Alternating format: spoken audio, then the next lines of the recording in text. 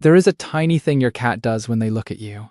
Something so small and so quiet that almost everyone misses it completely.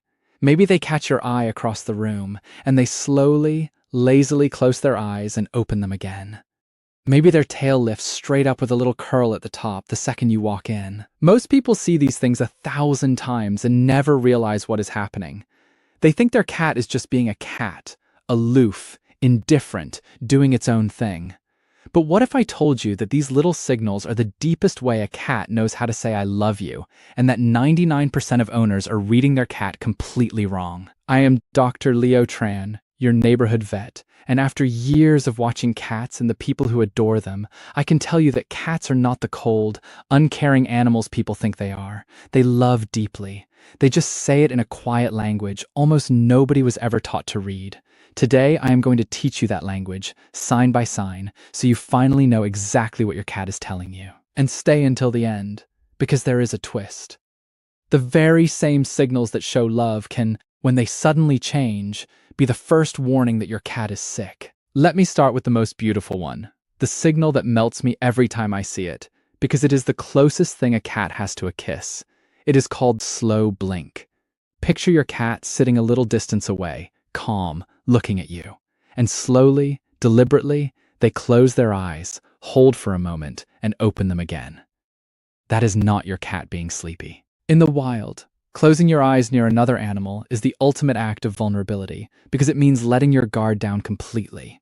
So when your cat slow blinks at you, they're telling you, in the most profound way they can, I trust you completely. I feel safe with you. Researchers and behaviorists call it the feline version of a kiss. And here is the wonderful part. You can answer them.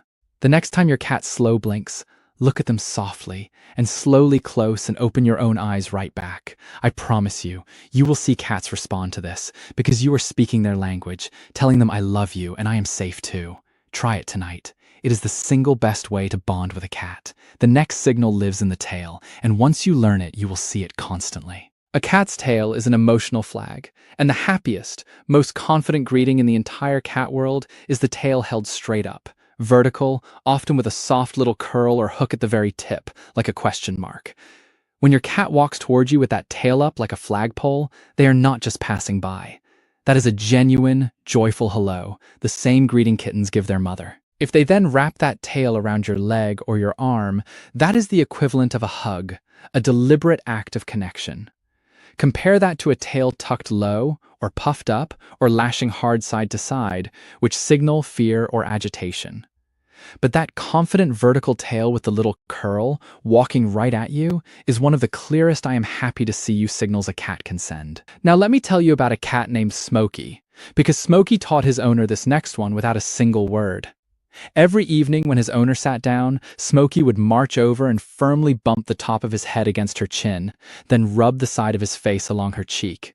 She thought for years he was just being demanding, asking to be fed. He was actually doing something far sweeter. It is called bunting, or head bumping, and cats have scent glands on their cheeks and forehead. When your cat bumps and rubs their face on you, they are depositing their scent on you, marking you as part of their family, their colony, their safe group. In the cat world, you do not waste your precious family scent on someone you do not love. So when your cat headbutts you, understand what it means. They are claiming you. They are saying, you are mine, you belong to me, you are family. There is almost nothing more affectionate a cat can do. The next one happens on your lap, often when you least expect it, and people get it wrong all the time. Your cat climbs up, settles in, and begins pressing their front paws into you, one then the other, slow and rhythmic, sometimes with a little drool and a faraway look. We call it kneading, or making biscuits. This goes all the way back to kittenhood, when a nursing kitten kneads against its mother to stimulate the flow of milk. It is one of the most deeply comforting, content behaviors a cat has, wired to their earliest feelings of safety and love. So when an adult cat climbs onto you and starts kneading, they are not just getting comfortable. They are showing you a trust and contentment that reaches all the way back to being a baby with their mother. You have become, to them, a source of that same primal comfort. The claws can sting a little, I know. Lay down a soft blanket and take it as the compliment it truly is. There are a few more I want you to recognize, because they round out the language. When your cat flops over and shows you their belly, that is not always an invitation to rub it, and many a hand has learned that the hard way. It is something more important. The belly is the most vulnerable part of a cat, and exposing it means they feel completely, totally safe in your presence. It is one of the ultimate signs of trust. When your cat grooms you, licking your hand or your hair with that rough little tongue, they are doing what cats only do for those in their inner circle, sharing scent and care the way they would with another cat they love. And when your cat simply follows you from room to room, supervising your every move, sitting just to be in the same space as you, that quiet companionship is its own steady declaration. They want to be near you. That is love, expressed as presence. There are a few quieter signals worth knowing too, because they fill in the rest of the sentence your cat is speaking. Listen to their voice. Cats barely meow at each other as adults. They developed the meow almost entirely to talk to us, which means the little chirps, trills, and conversational meows your cat aims at you are a language they invented just for their humans. That short, rising trill when you walk in, almost a question, is a happy greeting, the same sound a mother cat uses to call her kittens to follow. When your cat trills at you, they are greeting a loved one. Then there is where they choose to sleep. A cat at rest is a cat at its most defenseless. So when your cat falls asleep on you, or curls up pressed against you, or even just picks the spot closest to where you are, they are paying you the highest compliment in their world. They are trusting you to guard them while they are helpless. The cat sleeping on your chest is not just warm. They feel safe enough with you to let go completely. And then there are the gifts, the ones that make us squeamish. The toy dropped at your feet, or, for the outdoor hunters, something far less pleasant left on the doorstep. As unsettling as it is, this is an act of care.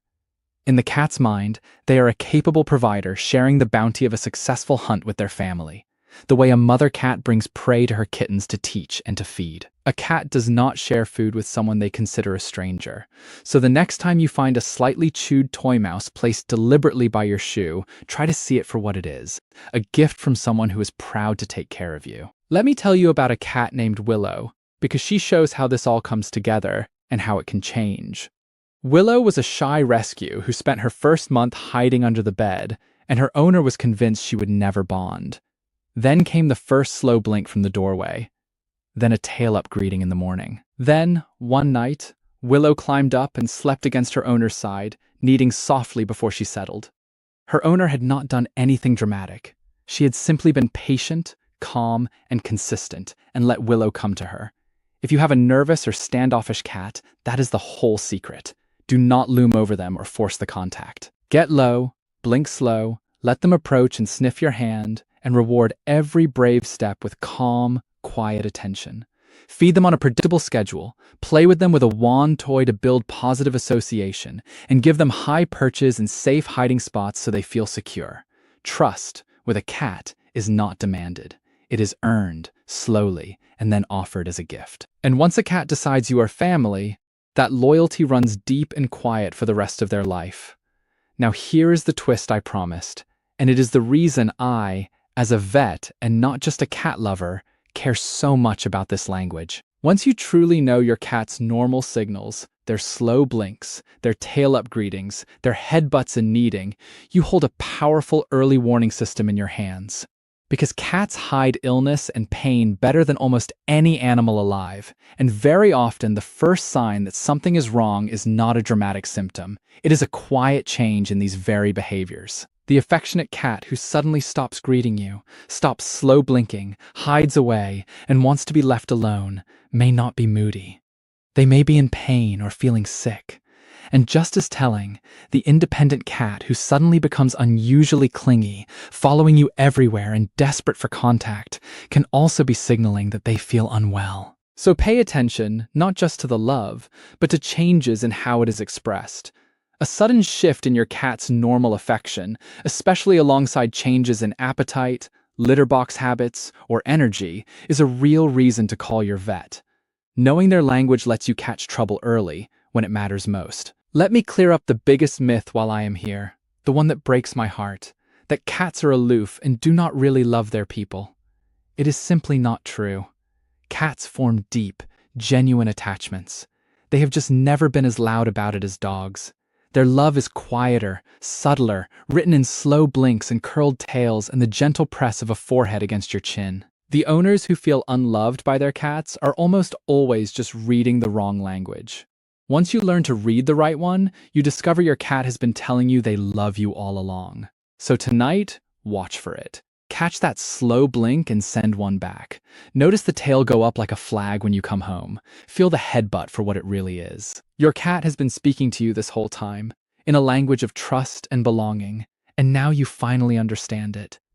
And keep a gentle eye on those signals, because the same language that tells you they love you will also be the first to whisper if they ever stop feeling well. If this changed how you see your cat, do me one small favor and tap that like button, because it helps me reach other cat owners who think their cat does not love them, when really they just have not learned to listen. Hit subscribe so you never miss our cat health and behavior tips, and tell me in the comments, does your cat slow blink at you, and what is their name? I read every single one. Until next time, send your cat a slow blink from me, from Dr. Leo Tran. Listen to their quiet language and